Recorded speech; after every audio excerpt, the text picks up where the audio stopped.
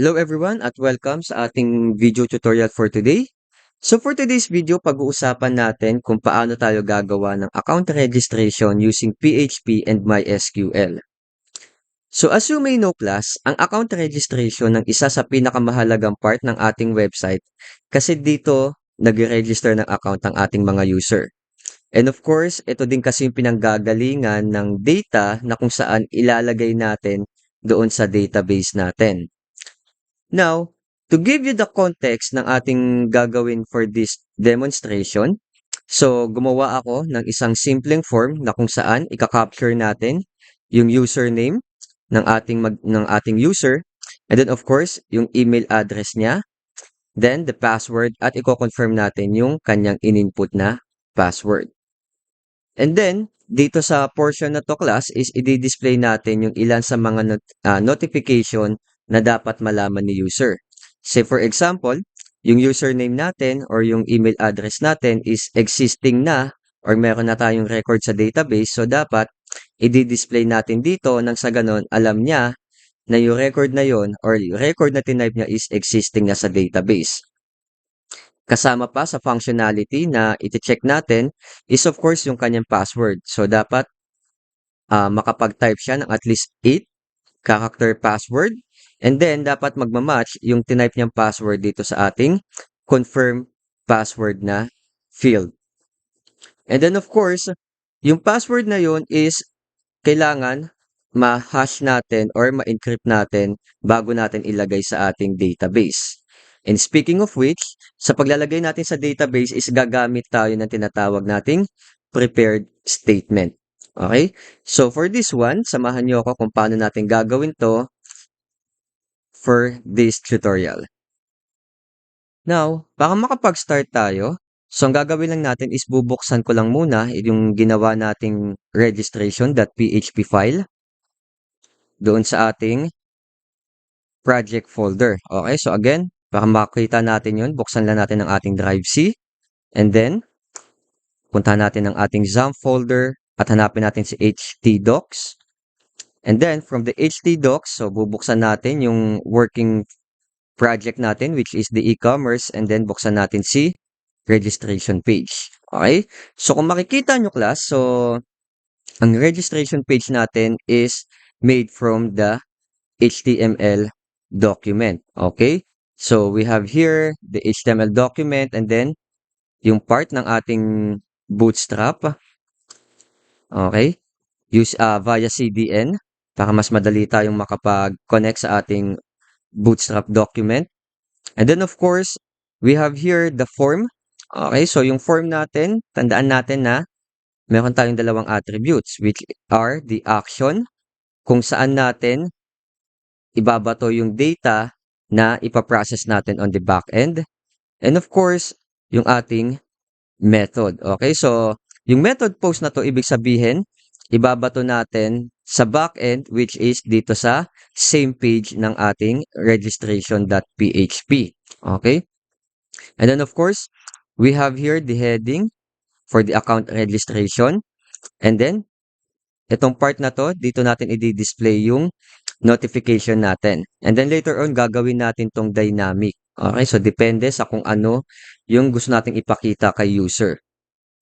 Then this one, ito yung ating text box na kung saan mag-handle ng ating username. So yung dito ita-type ni user yung kanyang username.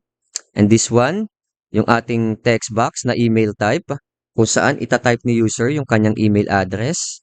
And then of course, yung password kung saan niya ita-type ang kanyang password na ang kanyang text type is the password. Same din dito sa pang-apat nating field which is a password text type. Pero this time around, yung kanyang name is the confirm password. So mahalaga dito class na alam ninyo yung name ng field ninyo dahil ito yung gagamitin natin mamaya for the back end. Okay? And then yung pinaka-last na field natin is the submit or the text submit na kung saan ito yung magbabato ng data natin on the back end. Okay? Then ang pangalan natin for the submit button is the btn for this one is register. Okay? No, kung makikita nyo yung output, so ito yung pinaka-element na gagamitin natin for this demonstration. Now,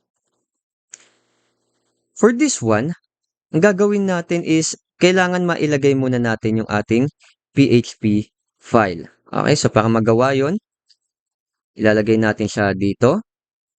So again, para makapaggawa tayo ng ating PHP file, so kakailanganin natin ng PHP script. Okay, which is less than sign, question mark, PHP. Okay, for the opening script, and then yung closing script natin, which is question mark, and then yung greater than sign. Okay, then yung nasa loob ng ating PHP script, yun yung magiging code natin for the PHP. Now, kailangan natin ma-test na connected na muna tayo sa database. Kung naalala nyo class, gumawa tayo ng ating code for the database connection na katunayan na connected tayo sa database. So again, instead na itatype natin to pa isa-isa, ang gagawin natin is i-include na lang natin siya. Okay? Kasi what if napakahaba ng code na to and then ilalagay natin dito. So every part or every file ng ating PHP document is kailangan nating ilagay. So para maging simple na lang yung gagawin natin is kailangan nating i-include yung ating database. So lagay natin dito yung ating database connection. Okay? So ang gagamitin nating function para ma-include natin itong code na to dito sa ating registration.php is the function include.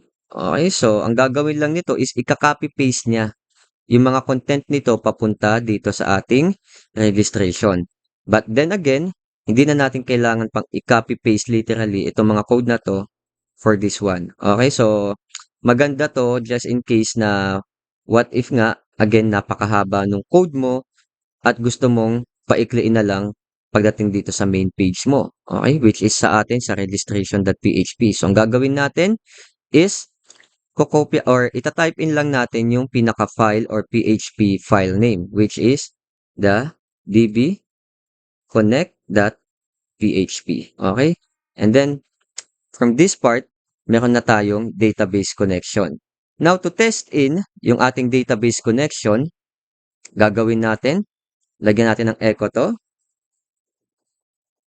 Then, you are connected to the database. So, dapat makikita natin itong piece of code na to dito sa ating registration.php, katunayan na connected tayo sa database. So, ang gagawin natin is i-run natin to. And then, kung makikita nyo class, connected na tayo sa ating database. Okay? So, since connected na tayo, so again, di na natin kakailanganin itong piece of text na to for the output. So, automatically, alam na natin na connected na tayo sa database. And then, the next one, tulad ng sinabi ko, is gagawin nating dynamic itong portion na to na kung saan i-display natin yung notification or error messages just in case may problema doon sa account registration ni user. Okay? So, para magawa natin yun, comment natin ulit. Then, gawa tayo ng variable dito for the notification. Okay? So again, for the variable, notif ang gagamitin natin. So again, any variable name na gugustuhin ninyo. Okay? So for the notif, so i-declare natin to as string. Okay? So ang gagawin natin, balik lang tayo dito sa portion na to, na kung saan gusto nating dynamic itong notification display. So, ang gagawin natin is, papalitan natin to ng PHP code. Okay, so less than. Then, ating script. And then, ang gagawin natin is, i-echo natin yung variable na notif natin. Okay?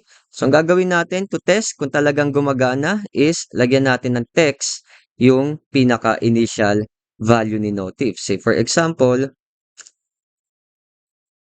this is the notification text. Okay, so save lang natin. And then, run natin. Then kung mapapansin ninyo, ito na yung pinaka-notification text na makikita ni user every time. Okay, so ang gagawin lang natin is kung okay na tayo dito, leave it as empty muna. Okay? So for the next video, itutuloy natin ito dahil medyo magiging mahaba ang video presentation na to.